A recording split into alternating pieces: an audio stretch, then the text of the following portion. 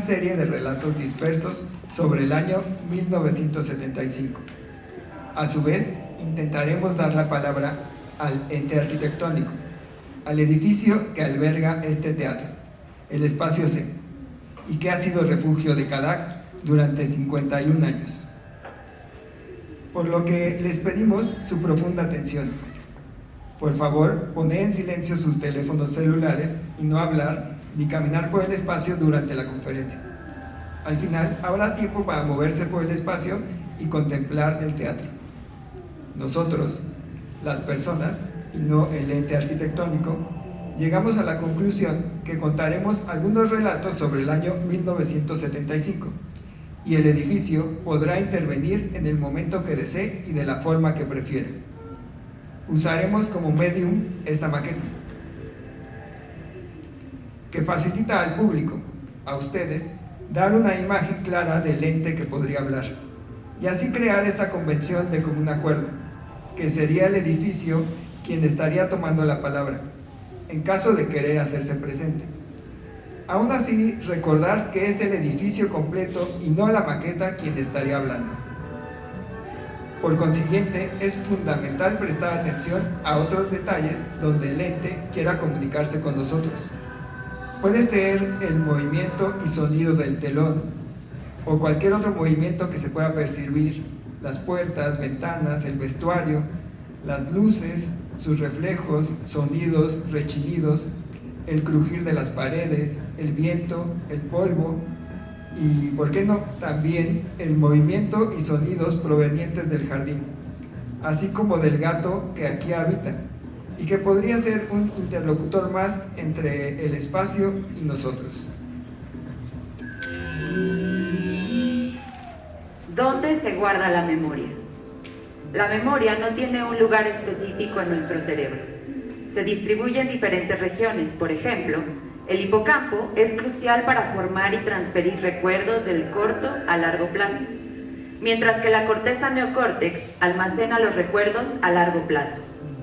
Otros tipos de memoria se apoyan en áreas como la corteza prefrontal para la memoria de trabajo, la amígdala para la memoria emocional y el cerebelo para la memoria implícita.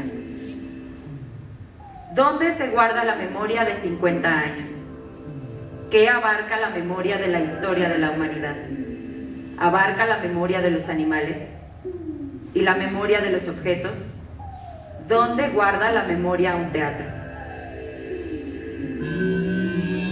Partiendo de la recreación original de la propia naturaleza, el autor la aprende para recrearla, recrear asuntos de la vida, asuntos de la alegría, asuntos del dolor, para que llegue después un director, la visualice, la conozca, la penetre, también hay que tener un momento para recrear y establezca como un puente el diálogo entre el autor y los actores, para que a su vez los actores también la recreen, se la muestren al público desde el escenario y llegue el público con la persona teatral.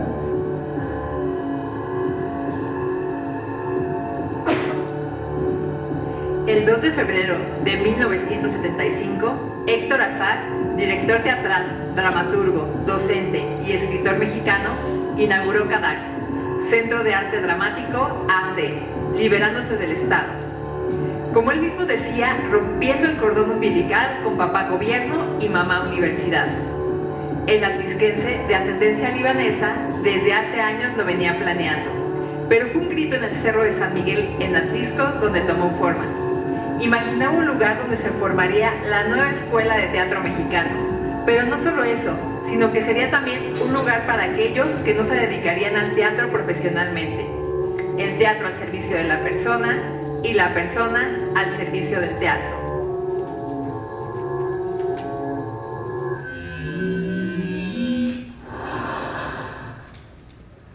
Salgo del elevador del edificio de Tlatelolco, donde vive el muy respetable señor Tacarán, aunque la realidad es otra. Estamos sobre el escenario de Cadac, del Cadac Coyoacán. Ese escenario que es diferente de los tradicionales. Es un escenario compuesto por 4 elementos, una plataforma, que es el principio de toda la arquitectura teatral, una rampa, que es la posibilidad de perspectiva ascendente, descendente, aproximación, alejamiento con el público, un cubo metálico, cada esquina del cubo es un género dramático, el cubo aquí representa el valor espacio, y dentro del cubo una escalera de caracol representando el valor tiempo y espacio sobre la plataforma fundamental y básica que dio lugar a la construcción de todos los teatros del mundo y de la historia. Ahora regreso ya no al elevador, sino a un viaje en metro rumbo al mundo de la posible poesía.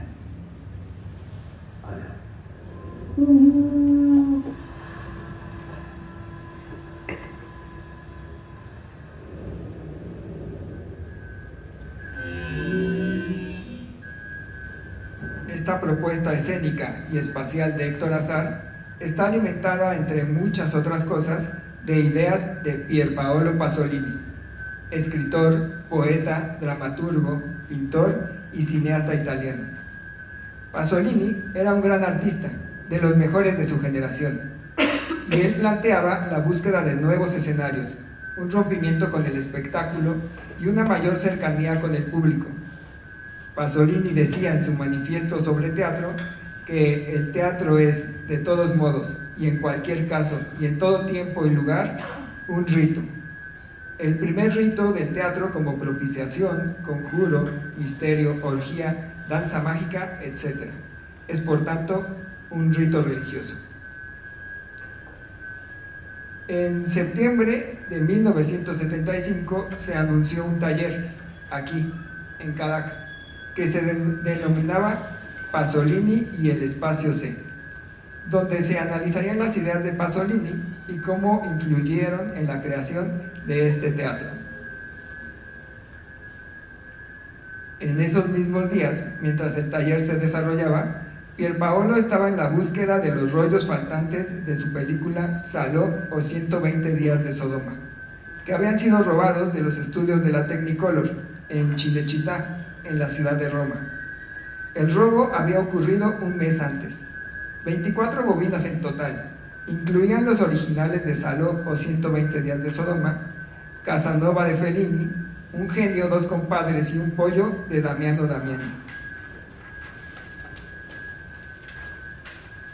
Los ejecutivos de la empresa se dieron cuenta que el daño era solucionable, dado que existían copias, o en el caso de Saló existían otras tomas. Parece que todo fue una operación de camuflaje, la de robar otros rollos sin importancia con el fin de confundir el objetivo último, los rollos de Saló. Estos serán los únicos con un discurso problemático y que tendrán un epílogo tormentoso, un chantaje, una petición de negociación con el cineasta. Est-ce que vous allez être, quand votre dernier film va sortir, il s'intitule Les 120 jours de Sodome, une fois de plus celui par lequel le scandale arrive? Ma io penso che scandalizzare... Je pense que scandaliser, c'est un droit. Essere scandalizzati... Être scandalisé, c'est un plaisir. E che rifiuta il piacere di essere scandalizzato è un moralista, il cosiddetto moralista. Et le refus d'être scandalisé, c'est une attitude moraliste. Pourquoi avez-vous entouré le tournage des 120 jours de Sodome d'un tel mystère?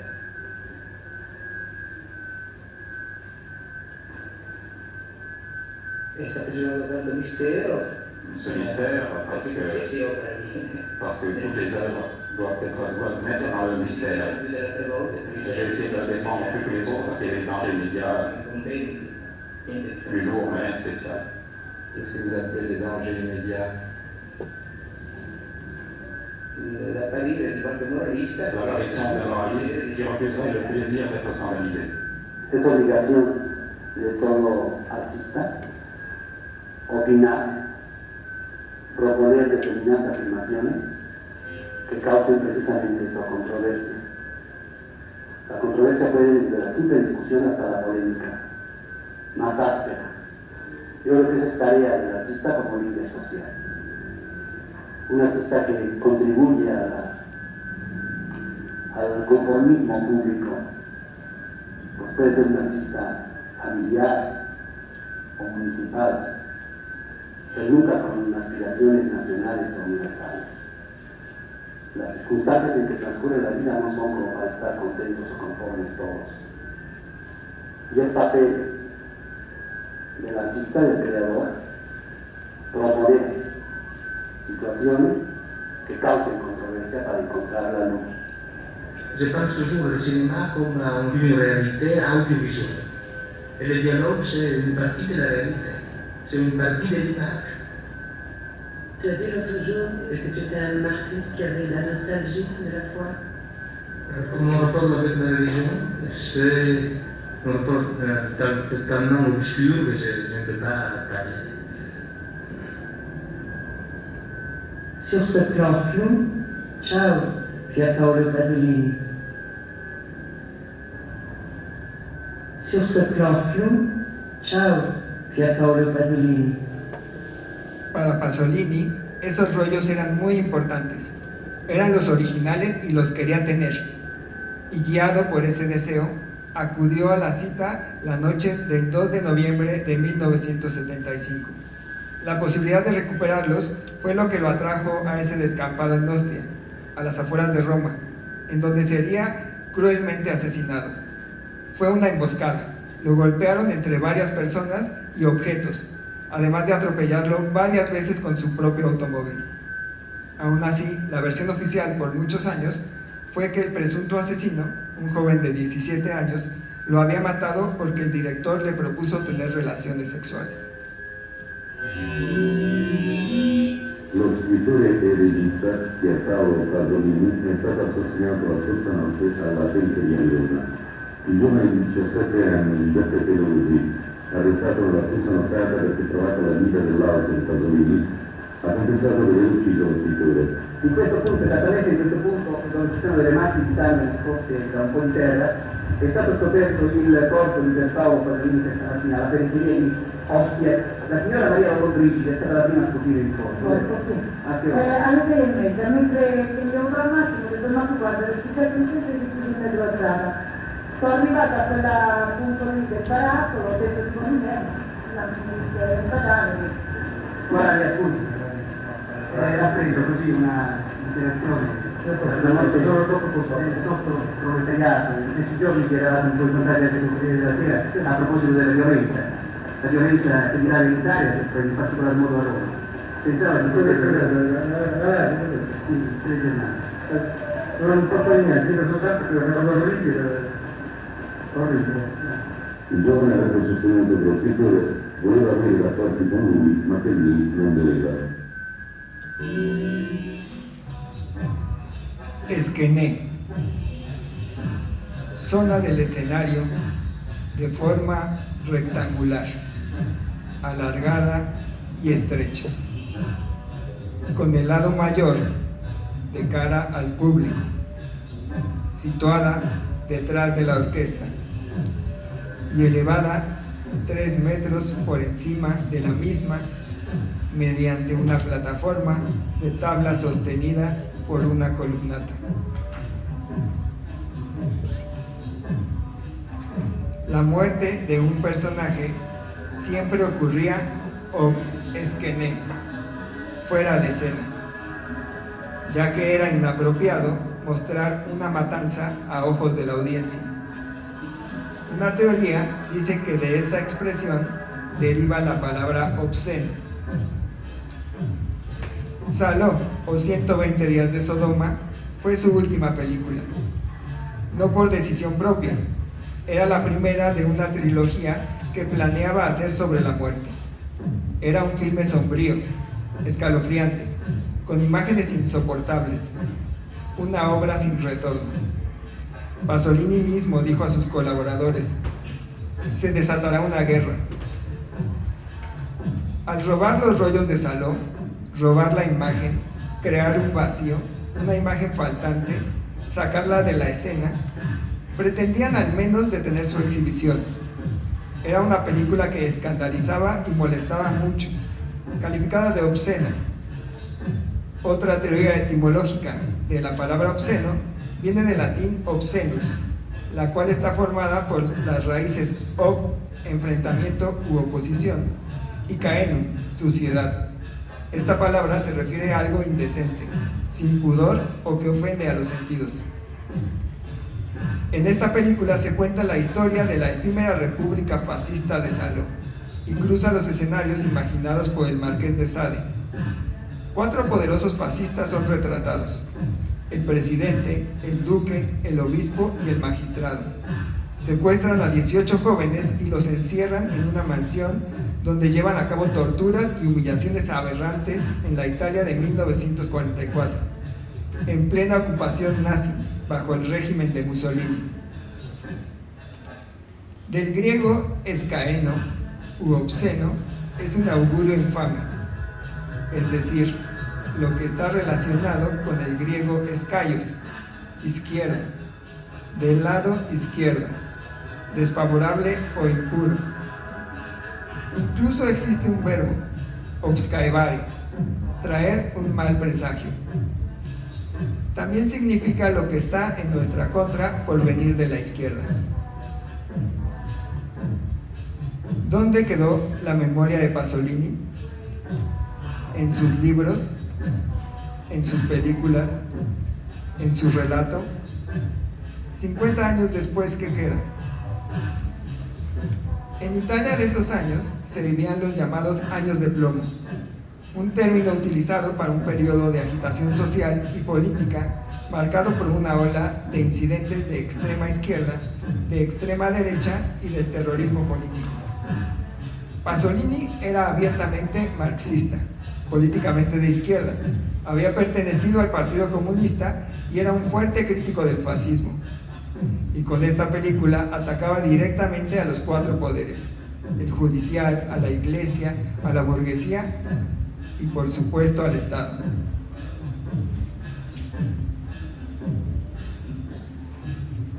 La violencia simbólica de Pierre Bourdieu es aquella que describe cómo el poder se ejerce de manera sutil y no siempre visible. Pasolini muestra la brutalidad explícita, hace visible esa violencia simbólica, transformándola en una imagen intolerable. Pone en escena lo fuera de escena. Damiens fue condenado en 1757 ante la puerta principal de la iglesia de París, a donde debía ser llevado y conducido en una carreta, desnudo, en camisa, con un hacha de cera encendida de 2 libras de peso en la mano, y sobre un cadalso que allí habrá sido levantado, deberán serle atenaceadas las tetillas, brazos, muslos y pantorrillas, y su mano derecha ha sido en esta el cuchillo con que cometió dicho parricidio, quemada con fuego de azufre, y sobre las partes atenaceadas se le verterá plomo derretido, aceite hirviendo, pez resina ardiente, cera y azufre fundidos juntamente, y a continuación su cuerpo estirado y desmembrado por 4 caballos, y sus miembros y tronco consumidos en el fuego, reducidos a cenizas y sus cenizas arrojadas al viento. Aseguran que aunque siempre fue un gran maldiciente, no dejó escapar blasfemia alguna. Tan solo los extremados dolores le hacían proferir horribles gritos. Uno de los oficiales dijo que estaba aún vivo poco después de que levantaran el tronco del cuerpo para arrojarlo a la hoguera. He aquí, pues, un suplicio y un empleo del tiempo. Es la época en que fue redistribuida en Europa y en los Estados Unidos toda la economía del castigo, época de los innumerables proyectos de reforma, nueva teoría de la ley y del delito, nueva justificación moral o política del derecho de castigar, abolición de las viejas ordenanzas, atenuación de las costumbres, redacción de los códigos. Fragmento del primer capítulo de Vigilar y Castigar de Michel Foucault, publicado en 1975. En 1975, en México también, como en el mundo, existía una guerra abierta entre izquierda y derecha. La Guerra Sucia se refiere a un periodo de represión política y militar llevada a cabo por el Estado mexicano contra grupos opositores. Esta represión incluyó desapariciones forzadas, ejecuciones extrajudiciales, tortura y otras violaciones de los derechos humanos. Todo por fuera de la oficialidad, fuera de la escena. Y en 1975, el máximo representante de la Guerra Sucia era Luis Echeverría Álvarez, el presidente de México, secretario de Gobernación en 1968, detrás de la masacre de Tlatelolco. Luego, en 1971, ya como presidente, orquestó el halconazo o matanza de Jueves de Corpus. Durante su presidencia, Echeverría se empeñó en fraguar una imagen de progresista, cercano a los jóvenes y a la cultura. Quiso interceder y dijo que él era capaz de resolver el conflicto árabe-israelí, y comparó al sionismo con el apartheid sudafricano. Amigo de Fidel Castro y la Revolución Cubana, fraterno con el presidente chileno Salvador Allende, y a partir de la oleada golpista en Sudamérica, protector de miles de refugiados. También, ese año, inició relaciones con la República Comunista de China, rompiendo relaciones con la isla de Taiwán. Como respuesta, el 10 de septiembre de 1975, llegaron 2 pequeños osos panda chinos al zoológico de Chapultepec del Distrito Federal, como parte de la diplomacia del panda, estrategia de China que consiste en regalar o prestar pandas gigantes a otros países como un gesto de buena voluntad y para fortalecer las relaciones diplomáticas, así como una herramienta de poder blando de China para influir en otros países. Fueron recibidos por la primera dama María Esther Zuno de Echeverría y el embajador de China en México, Yao Huang. ¿Cómo se preserva un recuerdo? ¿Dónde estarán los recuerdos de Jing Jing y Pepe, los osos panda que llegaron en 1975 y ahora se encuentran disecados y expuestos en el zoológico de Chapultepec? ¿Importa ese relato? ¿Importa su memoria? ¿Se puede elegir qué recordar? ¿Está permitido olvidar? ¿O qué no tenemos permitido olvidar? En México, ¿cómo manejamos la memoria? ¿Manejamos o manipulamos la memoria? ¿Qué diferencia hay en México entre hoy y hace 50 años? ¿Cómo será en 50 años más, en el 2075? Documento desclasificado de la CIA, Agencia Central de Inteligencia de Estados Unidos, CIA, por sus siglas en inglés. RDP 790007A01100150001-4. México, gira mundial. El presidente Echeverría regresó hoy a casa tras un agotador viaje de 45 días por 14 naciones, cuyo propósito, aunque no declarado, era lanzar su campaña para convertirse en el próximo secretario general de las Naciones Unidas. Ha estado intentando presentar a México y a sí mismo como líderes dinámicos y revolucionarios del mundo en desarrollo. Esta imagen no encaja del todo con la realidad nacional de México, ni con la propia estatura internacional de Echeverría, lo cual, aparentemente, no le preocupa. El presidente parece haberse convencido a sí mismo de que tiene las respuestas a los problemas mundiales más problemáticos. Su tenaz búsqueda de apoyo para su Carta de Derechos y Deberes Económicos de los Estados, un documento de la ONU que intenta reordenar la actividad económica internacional, es un ejemplo de su carácter mesiánico.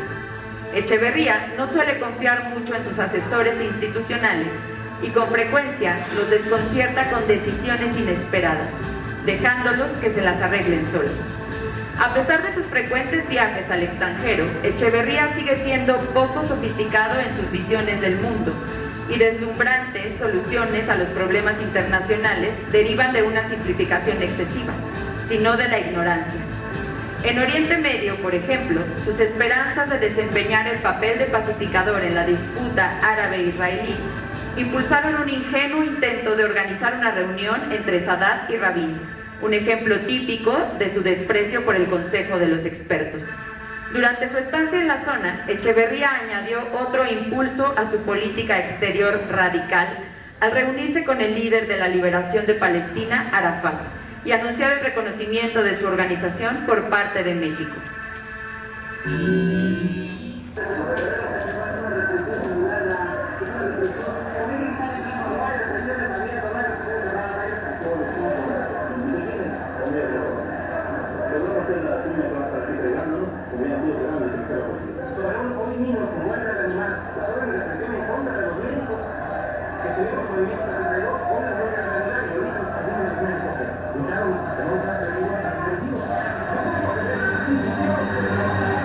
Echeverría siempre tuvo una doble cara en la escena pública. En un intento por limpiar su imagen, multiplicó sus gestos de conciliación hacia los jóvenes. En marzo de ese año, visitó la UNAM para inaugurar el ciclo escolar, a la espera de un acto mágico que lo liberaría de toda responsabilidad.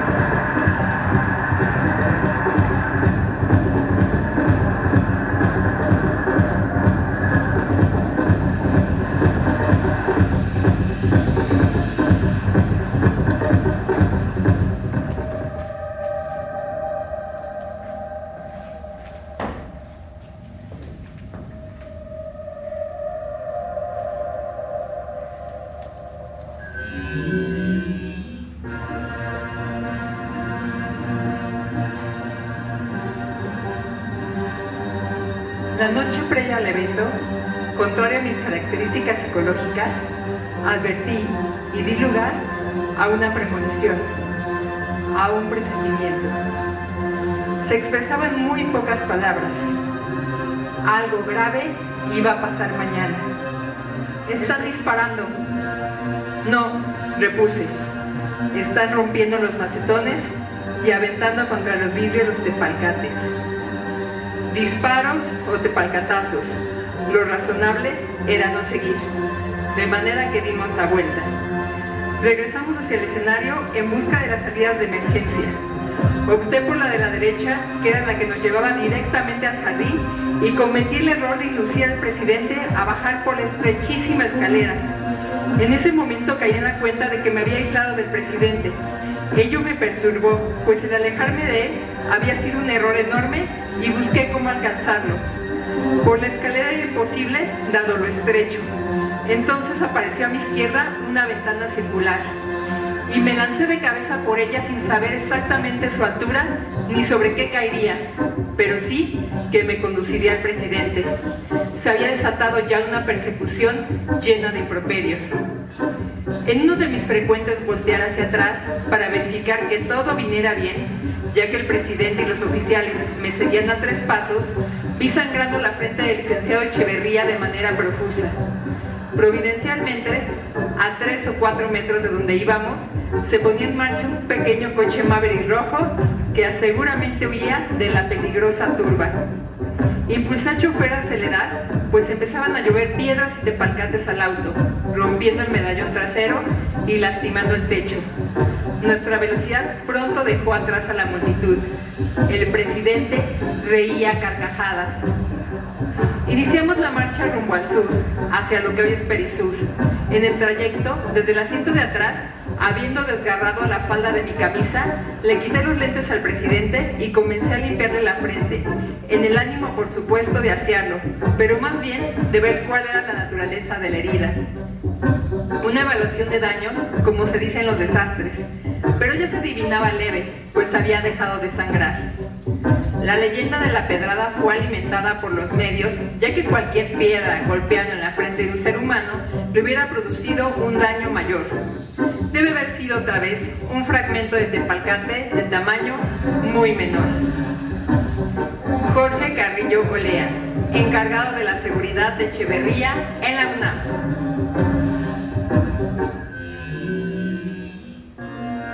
Tiempo después se supo que en ese mismo año y desde hace varios años, Luis Echeverría Álvarez ejercía como informante de la CIA, con el nombre de Litempo 8. Un cable desclasificado de la embajada estadounidense revela este episodio y sus consecuencias para las relaciones entre Estados Unidos y México. El embajador estadounidense Joseph Joubert calificó la acusación de Echeverría de que la CIA estaba orquestando a los grupos estudiantiles como hiriente. Al mencionar los muchos meses o años de lenguaje público de confrontación dirigido contra Estados Unidos durante el gobierno de Echeverría, el embajador dijo que el nuevo ataque fue como lluvia cayendo sobre tierra empapada. Joubert observó que Estados Unidos y México estaban atravesando un periodo de tensión e instó a ambos gobiernos a actuar con cautela y discreción. Documento 0856D7 CIA. Siempre he dicho y lo diré, señalaba doña Rosario Ibarra de Piedra. Los desaparecidos de la época son cosa de él. El hijo de Rosario, Jesús Piedra Ibarra, era un estudiante, activista y guerrillero mexicano, integrante de la Liga Comunista 23 de septiembre. Se desconoce su paradero desde el 19 de abril de 1975, cuando fue detenido y desaparecido forzadamente por elementos de la Dirección Federal de Seguridad de México.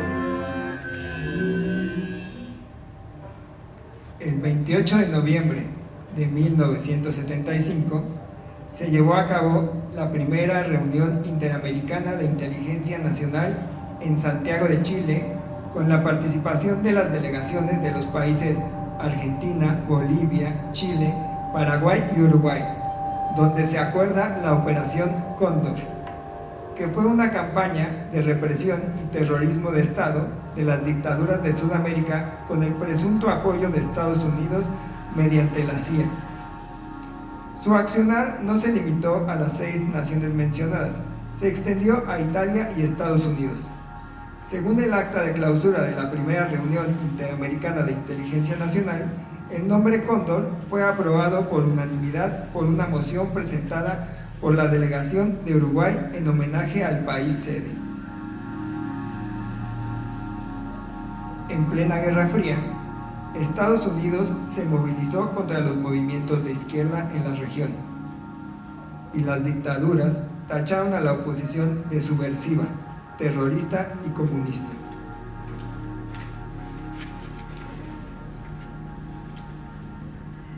¿Cómo hacer poesía de protesta? En estos tiempos revolucionarios, en que circulan instrucciones precisas sobre cómo hacer una bomba molotov, extraña que no se difunda cómo hacer en casa poesía de protesta. Cualquier día de estos, un poema va a tumbar a Franco, o parar la guerra en Vietnam, sin haber dado a todos la oportunidad de apretar el gatillo poético y sentir que, tal vez el suyo, fue el disparo decisivo. ¿O es que se teme armar al pueblo? Texto de Gabriel Said, escrito en 1975. ¿Se podría decir que el fascismo tiene un ciclo que va y viene? Se puede decir eso de casi cualquier cosa.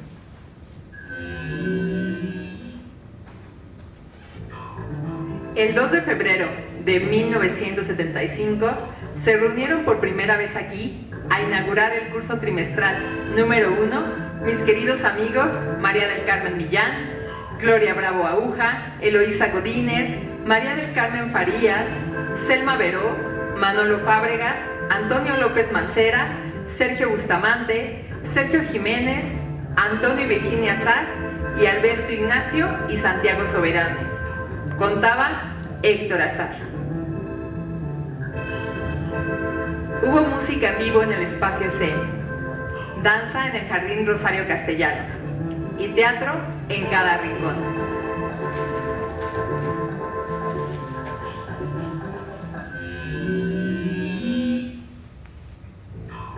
El 22 de febrero de 1975, Alberto Gironella organizó un gran banquete para homenajear a Luis Buñuel en su cumpleaños y convocó a amigos de Buñuel: Héctor García y María García, Julio Cortázar, Gabriel García Márquez, Carlos Fuentes, Carmen Parra, Roberto Parra, José Ignacio Mantecón y Concha de la Torre de Mantecón, Tomás Pérez Turrent, José de la Colina, Carlos Velo, Silvia Lemos, Jomi García Ascot, Fernando Césarman y Tete Césarman, así como Alejandro Jodorowsky, entre otros, en la Galería GDA en la Ciudad de México. Se comió lechón y otros platillos favoritos de Buñuel, y se bebió mucho vino. El corral de borregos que Gironella instaló en la galería hacía referencia a la película El Ángel Exterminador. Carmen Parra cuenta: cargábamos esos borregos como peregrinos de ese gran espectáculo, de ese happening que fue un festín completo en el que todo era referente de la vida y obra de Buñuel. Durante la celebración a Buñuel aquella noche, Alberto Gironella destruyó una guitarra frente a los invitados como un performance. También en 1975 se reunieron por primera vez los jóvenes poetas infrarrealistas en la Casa del Lago de la UNAM, que tiempo después Roberto Bolaño lo ficcionaría en su novela Los Detectives Salvajes, cuya primera parte transcurre a finales de 1975.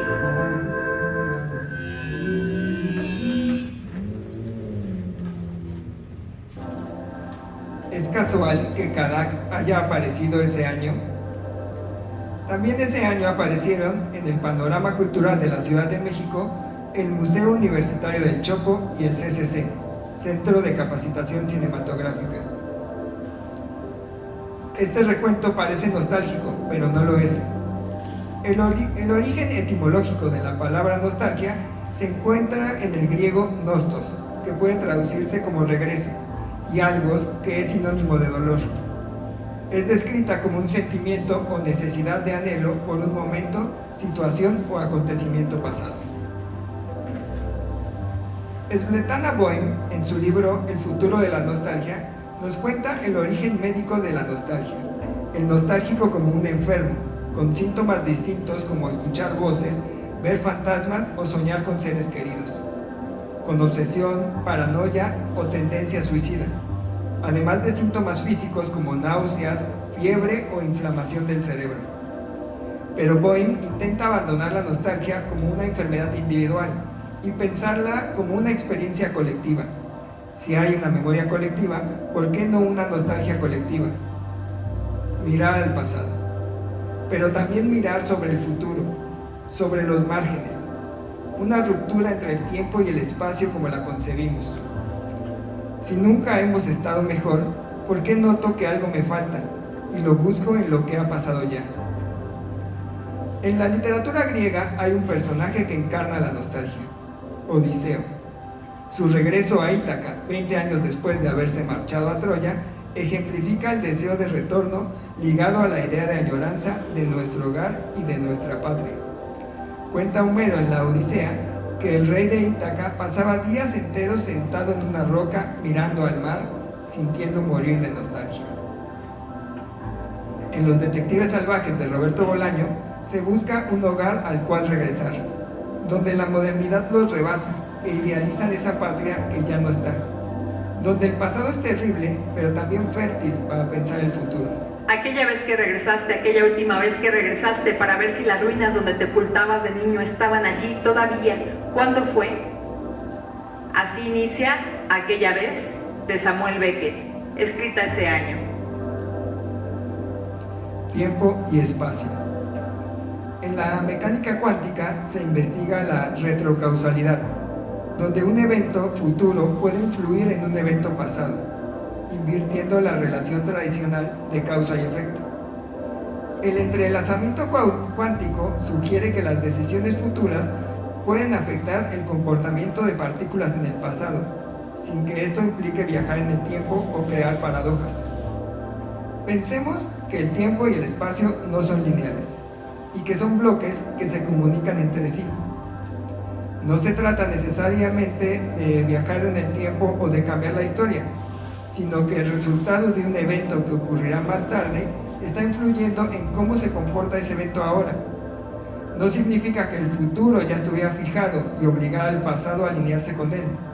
Sin embargo, un posible futuro estaría influenciando ese resultado ya existente. En resumen, es la idea radical de que la flecha del tiempo no solo apunta hacia adelante, sino que el futuro también tiene una mano en lo que ya ocurrió o está ocurriendo ahora. Ni un ruido, solo el viejo aliento y las páginas pasadas. Y entonces de repente este polvo, este lugar, de repente completamente lleno de polvo. Cuando abriste los ojos desde el suelo hacia el techo y nada, solo polvo y ni un ruido salvo qué es lo que ella te dijo. Vino y se fue. ¿Existió eso, algo como eso? Vino y se fue. Vino y se fue. Nadie vino y se fue. Nunca. Se fue. Nunca. Así termina Aquella vez de Samuel Beckett.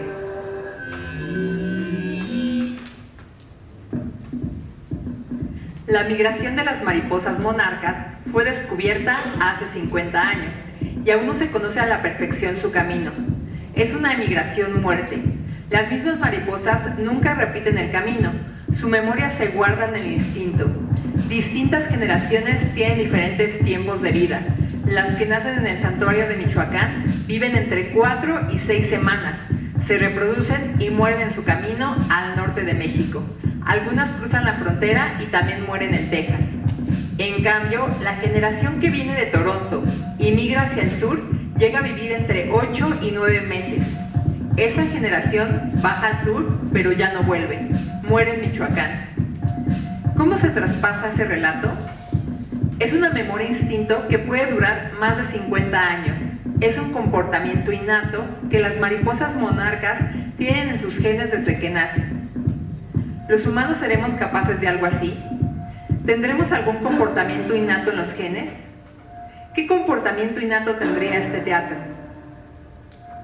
¿Cómo se descubre algo que siempre ha estado ahí? Se descubre porque alguien o algo ha perdido la memoria. Se descubre porque nadie nos ha contado el relato. Hay otro redescubrimiento ese año. La zona arqueológica de Cacaxtla en Tlaxcala.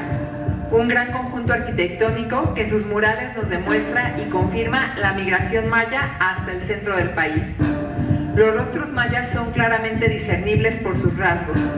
En el mural de la batalla es notorio que los mayas pertenecen al grupo perdedor. Son mutilados o hechos prisioneros. ¿Quién puede ejercer el relato? ¿Quién es el dueño de la memoria?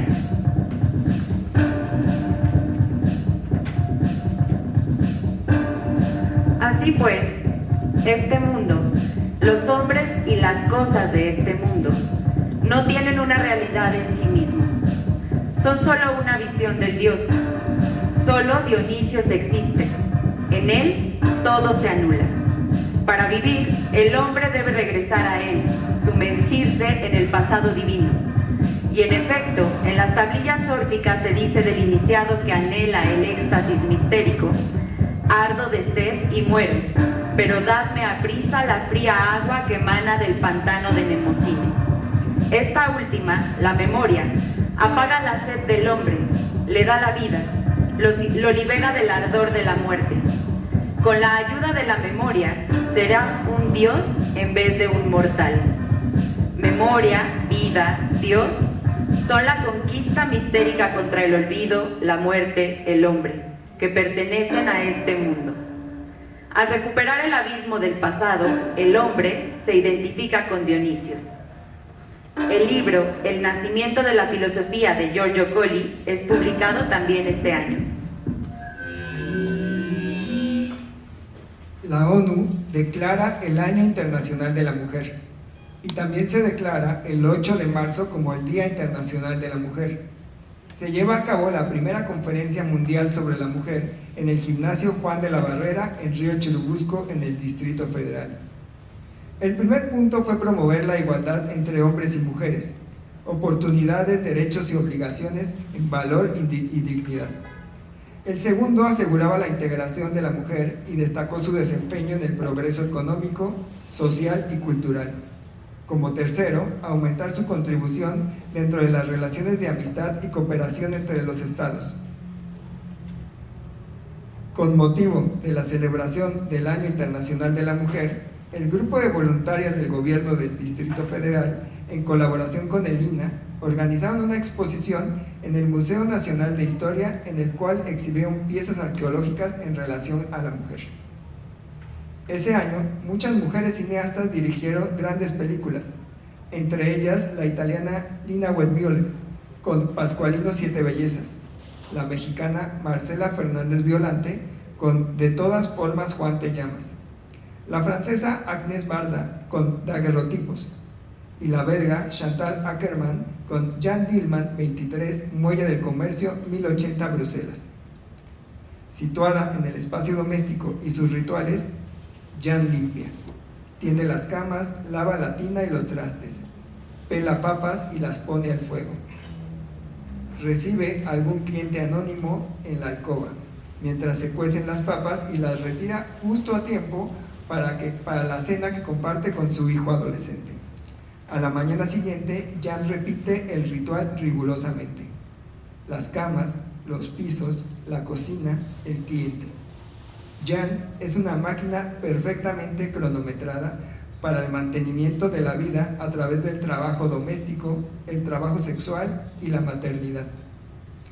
Tras su lanzamiento, The New York Times llamó a la película la primera obra maestra de lo femenino en la historia del cine. Ackermann se mostró reacia a ser considerada una cineasta feminista, afirmando: "No creo que exista el cine de mujeres". Catálogo de 24 piezas arqueológicas de las colecciones del Museo Nacional de Antropología, que se prestan al Museo Nacional de Historia INAH para la exposición del Año de la Mujer, del 15 de junio al 15 de julio de 1975. Piezas de la cultura maya. Procedencia Jaina Campeche. Números de inventario 1214-6084. Corresponden a sonaja antropomorfa en barro rojizo con gran tocado. Tiene las manos juntas debajo del pecho. Está de pie. Figurilla sonaja antropomórfica en barro crema que representa un personaje femenino de pie. Está hecha en molde. Conserva un baño de pintura blanca, rota y pegada. Piezas de la cultura zapoteca. Procedencia no descrita. Números de inventario 79.916 y 136.220. Corresponden a una antropomorfa en barro, en posición sedente. Lleva tocado que le cubre parte del carrillo. Está rota y restaurada. Urna de barro de diosa que representa un personaje femenino de pie con tocado. Tiene color rojo con baño gris. Está erosionada. Piezas de la cultura de Occidente. Procedencia Sinaloa y Colima. Números de inventario 57.240 y 57.621. Corresponden a figura antropomorfa de barro, femenina, de pie, con unos enormes pies planos y el talón sostiene una vasija con objetos esféricos en su interior. Con la otra está cargando a un niño al que le falta la cabeza. Es hueca y modelada. Está restaurada. Figura antropomorfa de barro, femenina, de pie, el talón sobresaliente, lo que le permite guardar equilibrio. En la parte superior tiene orificio, es semihueca y modelada. Pieza de la cultura preclásica. Procedencia, Chalco, Estado de México. Número de inventario, 77.514. Corresponde a figurilla antropomorfa en barro, que representa a una madre con un niño en su cuna. La mujer está sentada y es modelada. Pieza de la cultura del centro de Veracruz. Procedencia, Tenenexpan, Veracruz. Número de inventario, 136.221. Corresponde a escultura antropomorfa en barro, femenina y sentada. Representa una deidad, Cihuateteotl. Es moldeada, hueca. Tiene rotas las manos y parte de la serpiente que tiene en la cintura.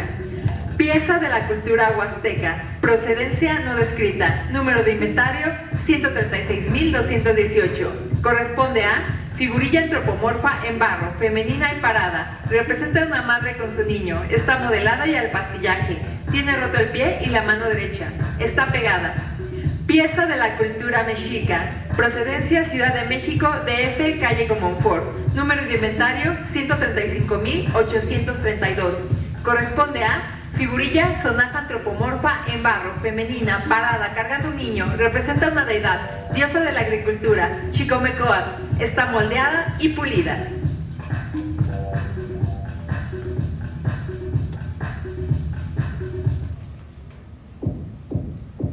La historia se cuenta sobre las guerras. En 1975 fue el fin de la guerra de Vietnam, el principio del genocidio de Pol Pot en Camboya, comienzo de la guerra civil del Líbano, entrega y apropiación del Sahara Occidental entre España y Marruecos, independencias de Comoras de Francia, Papúa Nueva Guinea de Australia, Surinam de Países Bajos, Mozambique, Cabo Verde y Angola de Portugal. En Angola inicia una guerra civil apoyada por ejércitos extranjeros. Cuba, la Unión Soviética, Zaire, Sudáfrica y Estados Unidos están presentes. Además de la continuación del conflicto árabe-israelí, la vigencia de los conflictos en Centroamérica y Sudamérica, entre otros conflictos proxies de la Guerra Fría entre Estados Unidos y la Unión Soviética. Explotaron aproximadamente 26 bombas atómicas ese año. Todas fueron pruebas nucleares de países como Estados Unidos, Francia, Rusia, Inglaterra y China. ¿Qué significa que parte importante de la historia se cuente a partir de los relatos bélicos? ¿Se gana o se pierde memoria en las guerras? ¿Es la guerra el leitmotiv de la existencia humana?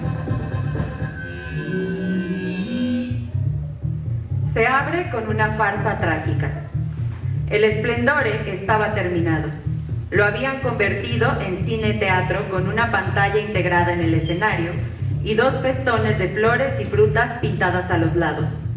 El patio de butacas era de madera, con los asientos numerados en el respaldo por chapitas de esmalte azulado, como ojos. Los impares a la izquierda, los pares a la derecha. 300 plazas. Y un anfiteatro con una barandilla de hierro pintado. Se oía decir: lo inauguran esta semana. Y se pensaba: ¿qué pondrán? ¿Una película? ¿Una obra de teatro? Y si fuera una obra de teatro, ¿de qué tipo? ¿Una comedia para reír? ¿Un drama? ¿Una farsa? No había modo de saberlo. Por fin apareció el cartel de Cabiria con los ojos fuera de las órbitas, un poco amarillento y estropeado en las esquinas. La plaza estaba repleta. También había una multitud de forasteros venidos de los pueblos de alrededor. Muchos iban vestidos de fiesta, se hablaba de todo. El cine transmitía euforia, pero el Esplendore seguía cerrado. Habían colgado un altavoz del cuello de la Victoria de Samotracia y parecía como si fuera a anunciar, de un momento a otro, se declara inaugurado el Cine Teatro Esplendore. En cambio, se oyó un vozarrón resbaladizo y la plaza enmudeció. Las primeras palabras eran: combatientes de tierra, de mar. Fue el primer espectáculo del Esplendore y fue también el último, porque había estallado la guerra. Fragmento de la Piazza de Italia de Antonio Tabucchi, publicado en 1975.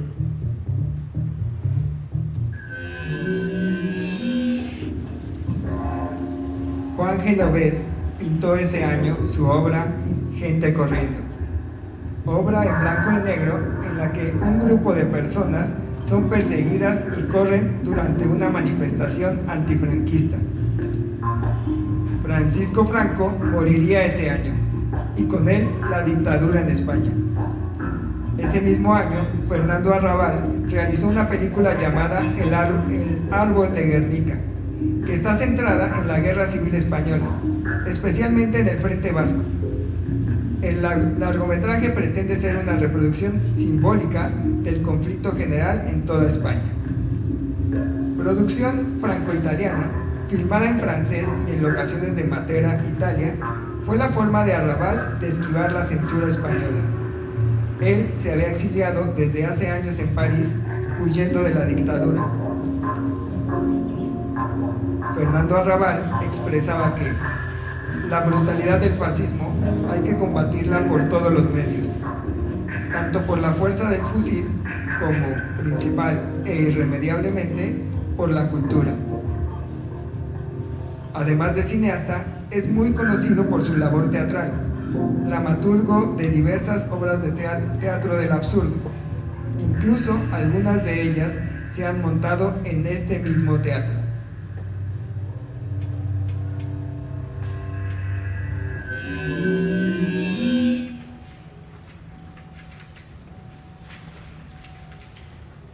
Españoles,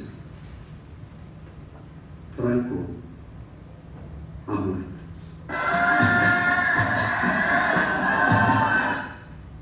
Mi voz llegará a vuestros hogares entrecortada y confundida por el murmullo de vuestros sollozos y de vuestras plegarias. Es natural.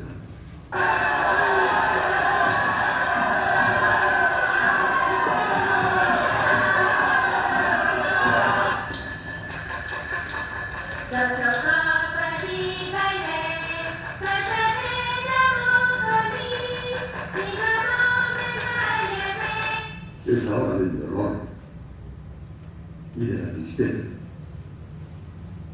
pero no es la hora del abatimiento ni de la desesperanza.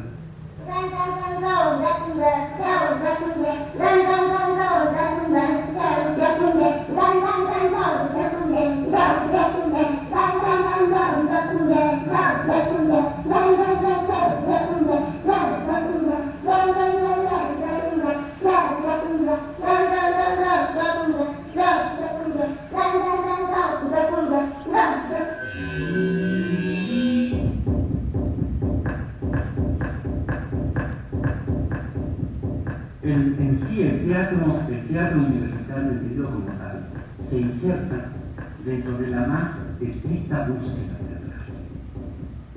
Esto es el que maneja el teatro universitario la expresión artística teatral en términos de ciencia teatral. Esto es, atendiendo a su razón causal, busca el porqué de las cosas. Recurre a los instrumentos que la ciencia otorga, que son la observación y la experimentación, que es lo que determina su búsqueda. Teatro experimental y teatro digital es lo mismo. Pero no pensemos que lo experimental es lo aficionado, es lo improvisado, es lo mal hecho. De ninguna manera, porque estamos equivocados. Nos hemos pasado por lo experimental peyorativamente. No, es la búsqueda más autorizada dentro del teatro.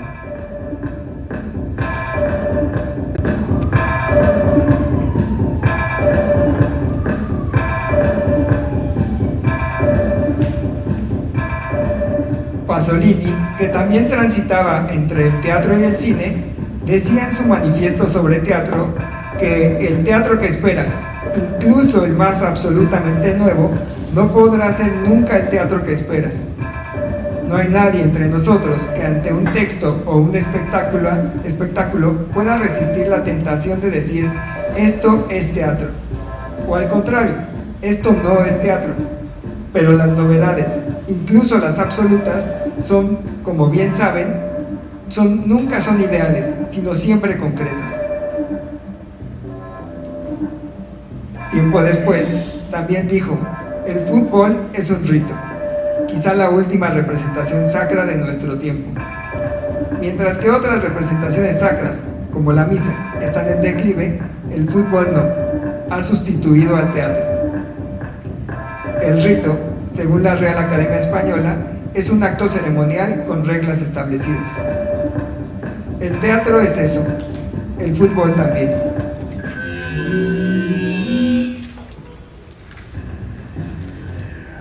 El 16 de marzo de 1975 se enfrentaron en Parma los equipos de rodaje de Novecento de Bernardo Bertolucci y Salò o 120 días de Sodoma de Pasolini.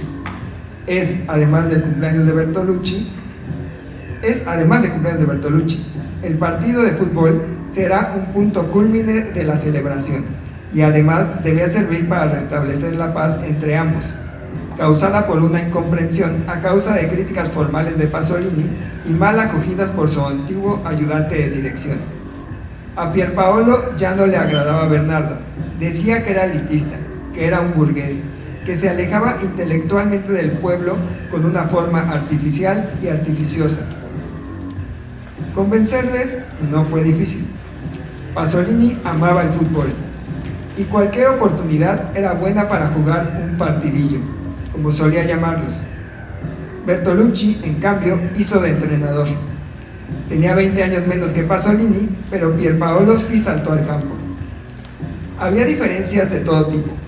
La película de Pasolini era proletaria, usaba actores no profesionales, trabajaba con pocos medios para aumentar el realismo y tenía el tiempo contado por presupuesto y por presiones externas para no hacer la película. En cambio, a los de la película de Bertolucci les llamaban sombrerones, porque iban extremadamente elegantes al foro, y Novecento tenía tanto presupuesto que avanzaba sin ninguna prisa. Era también un partido ideológico. Pasolini quería ganar a la película rica. El campo de fútbol es el de Cittadella, no lejos de Tardini. Allí incluso juega el Parma B. Pasolini juega de extremo y luce su brazalete de capitán. Su escuadra lleva camisetas de su amado Bolonia. El resultado, Novecento 5, Salò 2. Así apareció en las noticias de La Gazzetta di Parma. Aunque Bertolucci dirá que ganó su equipo 19-13 y que Pasolini había abandonado el campo enfurecido al sentirse ignorado por los jugadores más talentosos de su equipo. ¿Por qué tanta superioridad? ¿Por qué el enfado de Pasolini? Lo primero, no jugaron ni De Niro, ni Depardieu, tampoco Lancaster o Sutherland. Todos ellos, al parecer, eran unos petardos con el balón. De Ciotrani, técnico de sonido de Bertolucci, confirmó que nadie sabía patear la pelota, que él mismo hizo un scouting sobre los de Salò y las conclusiones resultaron penosas. Novecento sería masacrado. Así que actuaron como uno esperaría que actuasen. El director de producción contrató chicos para todas las posiciones, incluso a 2 jugadores del Parma juvenil. Pasolini y sus actores juveniles no eran profesionales, pero sí sabían patear un balón.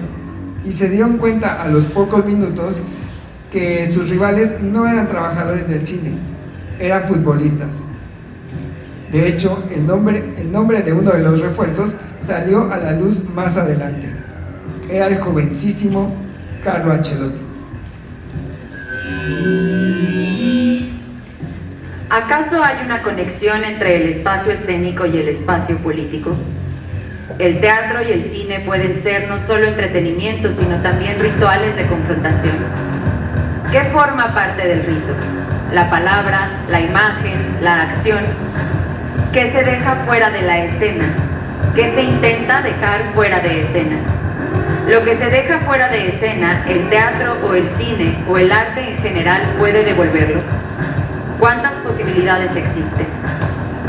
Erno Rubik, un maestro de arquitectura de la Universidad de Budapest, con la finalidad de impartir sus clases de una manera más interesante e innovadora, inventó el cubo, hoy el juguete más vendido de la historia.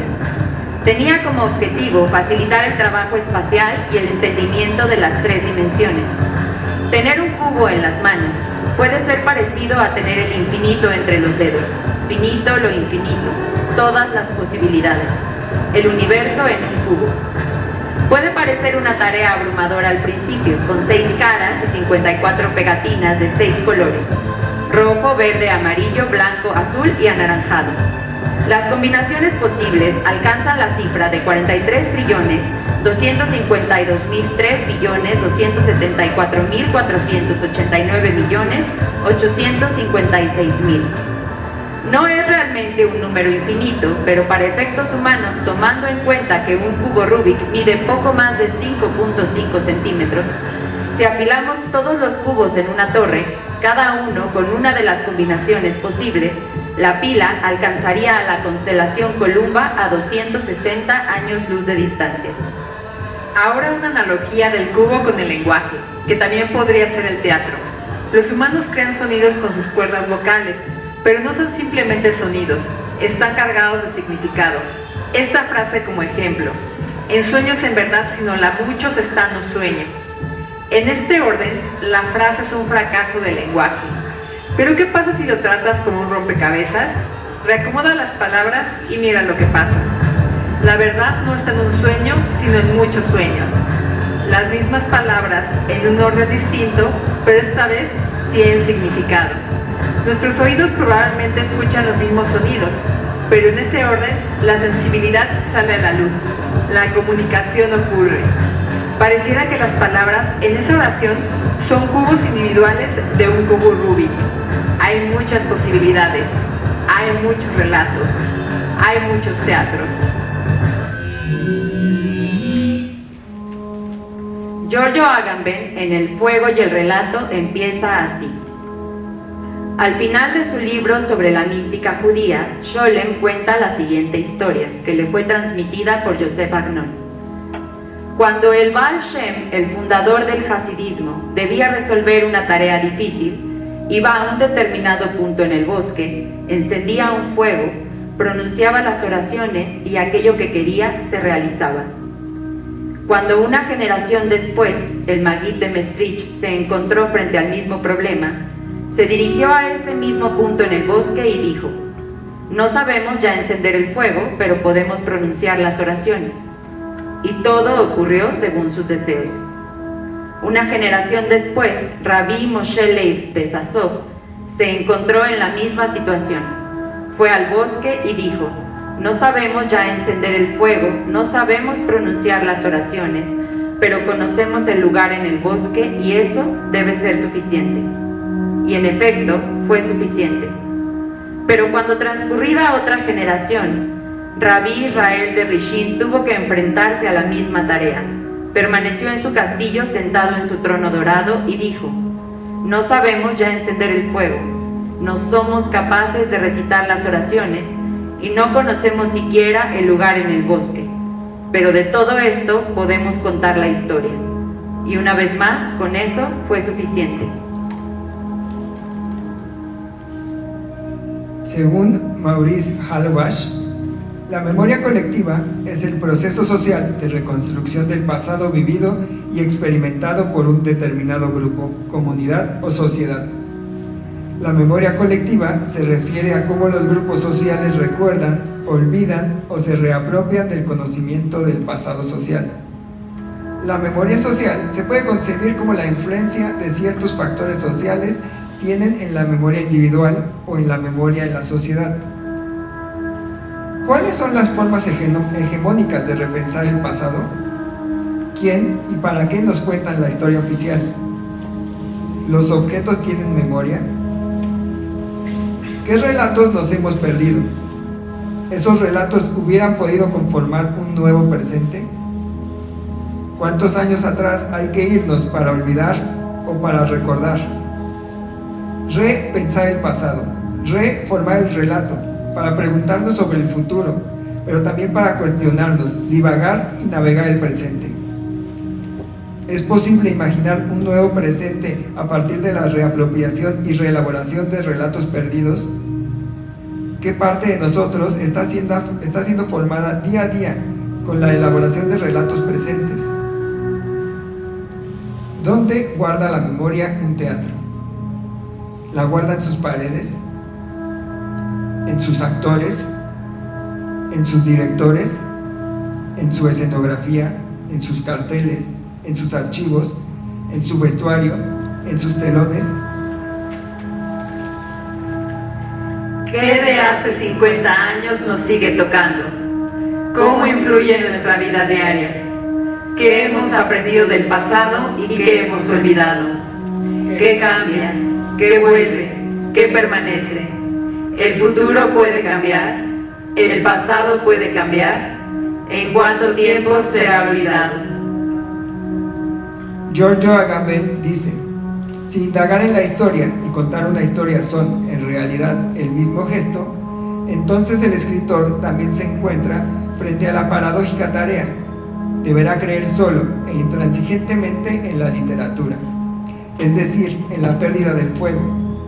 Deberá olvidarse en la historia que teje en torno a sus personajes, y sin embargo, aunque sea solo a ese precio, deberá saber distinguir, en el fondo del olvido, los destellos de negra luz que provienen del misterio perdido. La palabra teatro viene del griego teatrón, que significa lugar para ver, y del sustantivo thea, visión, que está relacionado con el verbo theomai, contemplar, considerar, ser espectador. De modo que teatro, con su sufijo instrumental tro, significa medio de contemplación.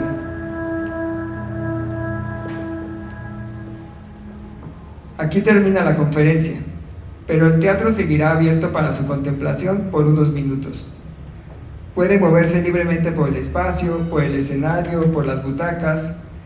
Por su seguridad no está permitido entrar al túnel, ni tras bambalinas, y no cruzar el umbral del telón, ni detrás del escenario por el ciclorama. Es el momento de contemplar un teatro de 1975, y tal vez escucharlo, descifrarlo. Un testigo directo de ese año, un ente arquitectónico que lleva 51 años siendo casa de un teatro, de una escuela.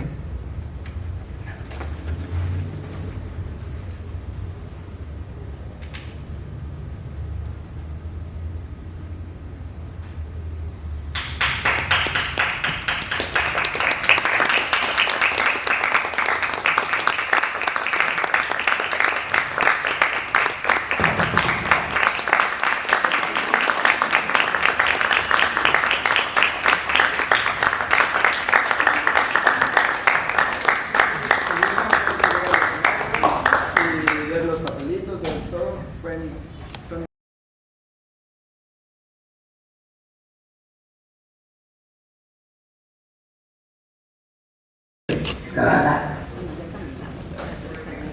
3 de enero. Puede parecer una tarea abrumadora al principio. Con 6 caras y 54 pegatinas de colores, hay más de 43 billones de combinaciones posibles.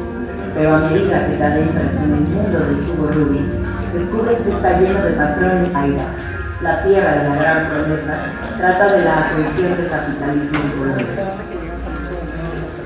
17 de abril. Caída de Phnom Penh. Entran los comunistas. Inicio del genocidio de Pol Pot. Los Khmeres Rojos proclaman el año cero de los que ellos denominan una nueva era. Queman edificios, clausuran instituciones públicas y requisan en seres personales a la población civil. 3 millones de personas evacuaron la ciudad ese mismo día. Fue el primer día de una dictadura que duraría casi 4 años y que acabaría con la vida de más de 2 millones de personas en un país de 8 millones de habitantes.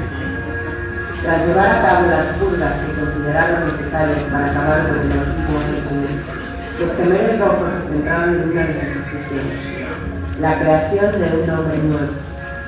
Ese hombre tenía que ser maoísta y trabajador del campo. Siguiendo esa premisa, millones de personas fueron trasladadas a las zonas rurales y agrícolas con la finalidad de crear una nueva sociedad. 19 de abril. Los Estados Unidos detonan su bomba atómica OVA de 38 kilotones. 2 de mayo. El clima seguirá siendo caluroso, con temperaturas que superan los 30 centígrados, por lo que se recomienda a la población tomar muchos líquidos y no exponerse a los rayos del sol en tiempos prolongados. 3 de mayo. Archivo desclasificado de la CIA DOC 00060147888. Informe diario del presidente. Solo para el presidente. Índice. Portugal. Los ataques verbales entre socialistas y comunistas se han intensificado aún más, elevando las tensiones políticas a un nivel en el que el movimiento de las Fuerzas Armadas podría sentirse obligado a intervenir. Vietnam del Sur. Los comunistas continúan dando prioridad a la detención de oficiales del gobierno derrotado y a asegurar el control sobre las agencias y organizaciones existentes. URSS. Los soviéticos continúan siendo relativamente moderados en su tratamiento de la victoria comunista en Vietnam del Sur. Irán con América Latina. El Shah busca, a través de la diplomacia personal y acuerdos bilaterales, ampliar los lazos políticos y económicos con Venezuela y México por ser productores de petróleo. El principal interés del Shah en visitar México es probablemente conocer los planes de México para desarrollar y comercializar su petróleo. Probablemente también intentará hacer su amiga a los mexicanos para que se unan a la OPEP. 4 de mayo. Pascualino 7 Menezes asesina a otro hombre por el honor de su familia napolitana de la Italia y es encarcelado para luego ser enviado a combatir a la Segunda Guerra Mundial. Después de desertar, es capturado por los alemanes y enviado a un campo de concentración. Se estrena 7 bellezas de la italiana Lina Berliner. Con esta película fue la primera mujer en tener una candidatura al premio Oscar a la mejor dirección. 8 de mayo. El teatro que esperas, incluso el más absolutamente nuevo, no podrá ser nunca el teatro que esperas. De hecho, si esperas un nuevo teatro, lo esperas necesariamente en el ámbito de las ideas que ya tienes. Además, lo que esperas, de algún modo ya está ahí. No hay nadie entre nosotros que ante un texto o un espectáculo pueda resistir la tentación de decir que esto es teatro, o al contrario, esto no es teatro. Paso libre. 10 de mayo. Consejo que ya no es necesario en ninguna parte del mundo, pero que en El Salvador no olvides nunca que los menos fascistas de entre los fascistas también son fascistas. El poeta, ensayista, escritor, periodista y guerrillero salvadoreño Roque Dalton llevaba casi un mes arrestado por sus propios compañeros del Ejército Revolucionario del Pueblo, ERP, acusado de ser un doble agente al servicio de la CIA y de Cuba. Dalton estuvo 27 días en cautiverio hasta que fue dispuesto a una especie de tribunal paramilitar. Roque Dalton llegó a México como asilado político en 1961. Inició sus estudios en antropología en la Escuela Nacional de Antropología e Historia. Sin embargo, la estancia de Dalton en México estaría libre de adrenalina, ya que entonces fue espiado por la Dirección Federal de Seguridad, DFS, Agencia de Inteligencia del Gobierno Mexicano, que dependía de la Secretaría de Gobernación Federal. De acuerdo con documentos del Archivo General de la Nación, el poeta salvadoreño de entonces 25 años fue seguido por el agente Manuel García. En Cuba, Dalton no solo se envolvió con artistas, sino también con líderes revolucionarios, como el propio Fidel Castro. Desde La Habana hicieron los contactos para que Julio Dreyfus, su seudónimo, se uniera al ERP. 7 años antes de que estallara oficialmente la guerra civil, haría de bisagra entre el gobierno cubano y la organización guerrillera. Dalton encontró la muerte el 10 de mayo. 12 de mayo. Según los análisis comparativos de ADN, los pandas se separaron evolutivamente del tronco principal de los osos hace alrededor de 17 millones de años. Los fósiles encontrados prueban que el panda vivió en ambientes y regiones diferentes de las que habita en la actualidad. A través de estudios de su genoma, se conoció que el panda enfrentó una situación de cuello de botella hace 43.000 años. El cuello de botella es un fenómeno en el que la población de una especie se ve diezmada, por lo que los ejemplares actuales descienden de un pequeño grupo de supervivientes. 13 de mayo. Así pues, este mundo, los hombres y las cosas de este mundo, no tienen una realidad en sí mismos. Solo son una visión de Dios. Solo Dionisio existe. En él todo se anula. Para vivir, el hombre debe regresar a él, sumergirse en el pasado divino. Y en efecto, en las tablillas órticas se dice del iniciado que anhela el éxtasis mistérico. Ardo de sed y muero, pero nadie aprisa la fría agua que emana del pantano de mi cielo. Esta última, la memoria, apaga la sed del hombre, le da vida, lo libera del ardor de la muerte. Con la ayuda de la memoria, serás un Dios en vez de un mortal. Memoria, vida, Dios, son la conquista mistérica contra el olvido, la muerte, el hombre, que pertenecen a este mundo. Al recuperar el abismo del pasado, el hombre se llena.